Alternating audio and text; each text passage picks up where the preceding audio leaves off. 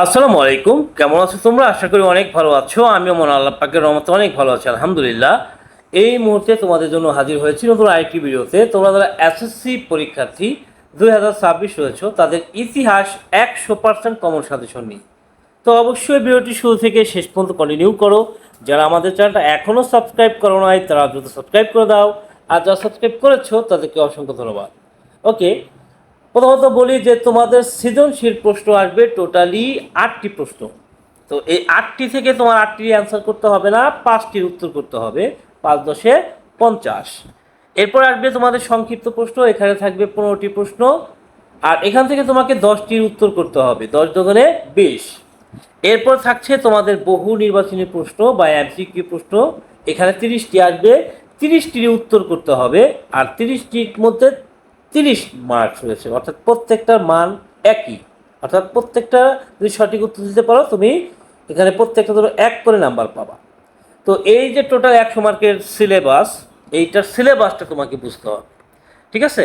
তো আমরা দেখে নিচ্ছি যে সিলেবাসের মধ্যে দ্বিতীয় অধ্যায়টা রয়েছে বিশ্ব সভ্যতা। এরপরে চতুর্থ অধ্যায় প্রাচীন বাংলার রাজনৈতিক ইতিহাস রয়েছে। এরপর রয়েছে ষষ্ঠ অধ্যায় মধ্যযুগের বাংলার রাজনৈতিক ইতিহাস। মধ্যযুগের বাংলার রাজনৈতিক ইতিহাস।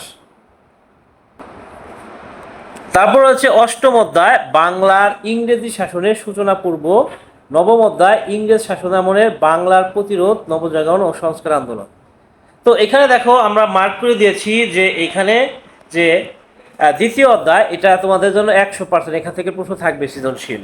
এরপরে প্রাচীন বাংলার রাজনৈতিক ইতিহাস, এটার মধ্যে 100% করা আছে, তার মানে এখান থেকে প্রশ্ন থাকবে। এরপরে মধ্যযুগের বাংলার রাজনৈতিক ইতিহাস, এটাও 100% আছে, এখান থেকে প্রশ্ন পাওয়া কমন। আর অষ্টম অধ্যায়টা আমরা এখানে বাদ রাখছি, এটা ইচ্ছা তুমি বাদ দিতে পারো। নবম অধ্যায়, এটার মধ্যে 100%, এখান থেকে প্রশ্ন তুমি অবশ্যই কমন পাবা। ঠিক আছে? ত্রয়োদশ অধ্যায় থেকে 100% আছে, এখানে দেখো ত্রয়োদশ অধ্যায়ে, হ্যাঁ, ত্রয়োদশ সত্তর নির্বাচন ও মুক্তিযুদ্ধ, এইখান থেকে তুমি 100% একটা কমন, একাধিক প্রশ্ন কমন পেতে পারো। ঠিক আছে? তো এখানে দেখো, যেহেতু এখানে অধ্যায় রয়েছে 6টা, তোমার এই 6টা থেকে তুমি যেটা আমি বাদ দিয়ে দিচ্ছি, এটা বাদ রেখে তুমি পড়তে পারো সৃজনশীলের জন্য। আর সংক্ষিপ্ত প্রশ্নের জন্য এই 6টা অধ্যায় তোমার পড়তে হবে সংক্ষিপ্ত প্রশ্নের জন্য। আর এমসিকিউ বা বহু নির্বাচনী প্রশ্নের জন্য তোমাকে সবগুলো অধ্যায় কিন্তু পড়তে হবে। তো সংক্ষিপ্ত প্রশ্ন মাত্র 25টা বলে দেবো, এই 25টা থেকে ইনশাল্লাহ থাকবে। এখানে বলা হচ্ছে প্রথমত নাম্বার 1-এ মিশরীয় সভ্যতাকে কেন নীল নদের দান বলা হয়, এই প্রশ্নটা টোটালি আমি 25টা বলবো। এই 25টা দেখে যাও, তাহলে ইনশাল্লাহ তোমার এখান থেকে কমন থাকবে ইনশাল্লাহ। ওকে, এরপরে আমরা পরবর্তীতে যাচ্ছি যে পরবর্তীতে কি আছে, সিন্ধু সভ্যতার নগর পরিকল্পনা কেমন ছিল। দেখো পরবর্তীতে সিন্ধু সভ্যতার নগর পরিকল্পনা কেমন ছিল। তারপরে আমরা যাচ্ছি পরতে কুনিফর্ম লিপি কি এবং এটি কারা উদ্ভাবন করেছিল। কুনিফর্ম লিপি কি এবং এটি কারা উদ্ভাবন করেছিল। ওকে, এরপরে আমরা পরবর্তীতে যাব গ্রিক সভ্যতায় অলিম্পিক গেমসের গুরুত্ব কি ছিল। গ্রিক সভ্যতায় অলিম্পিক গেমসের গুরুত্ব কি ছিল।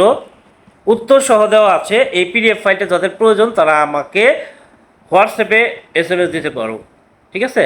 তো আমাদের হোয়াটসঅ্যাপ নাম্বার হচ্ছে 01850774959। জাস্ট এটাতে একটা SMS দিলাম, এটা তোমাদের দিয়ে দিতে পারবো। মাৎস্যন্যায় বলতে কি বোঝায়। মাৎস্যন্যায় বলতে কি বোঝায়। পরবর্তীতে যাচ্ছি রাজা শশাঙ্ক কেন বাংলার ইতিহাসে স্মরণীয়। এরপরে আছে পাল রাজবংশের প্রতিষ্ঠাতা গোপাল কিভাবে ক্ষমতায় আসেন। তারপর আছে ইখতিয়ার উদ্দিন মোহাম্মদ বিন বখতিয়ার খলজি কিভাবে নদিয়া জয় করেন।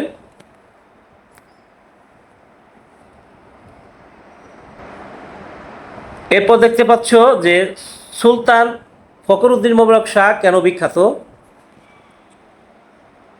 তারপরে 10 নম্বর দেখতে পাচ্ছ সুলতান আলাউদ্দিন হোসেন শাহকে নৃপতি তিলক বলা হয় কেন। 12 ভূঁইয়া বলতে কাদের বোঝানো হয়। পলাশির যুদ্ধের পর বাংলার রাজনৈতিক অবস্থা কেমন হয়েছিল। দ্বৈত শাসন ব্যবস্থা বলতে কি বোঝায়। 76-এর মন্বন্তর সৃষ্টির কারণে কি ছিল। লর্ড কর্নওয়ালিস কেন চিরস্থায়ী বন্দোবস্ত প্রবর্তন করেন।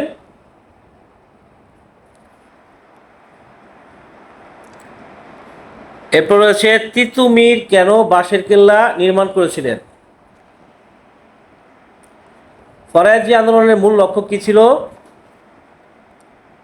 1905 সালের বঙ্গভঙ্গের পেছনে আসল উদ্দেশ্য কি ছিল?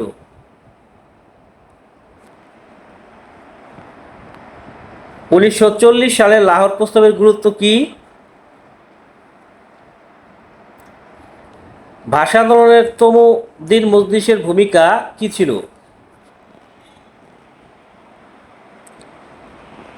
6 দফা দাবিকে কেন বাঙালির মুক্তির সনদ বলা হয়?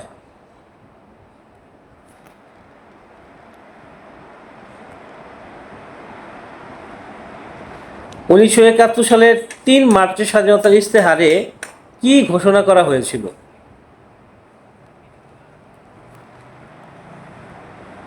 মুজিবনগর সরকার গঠনের প্রয়োজনীয়তা কি ছিল?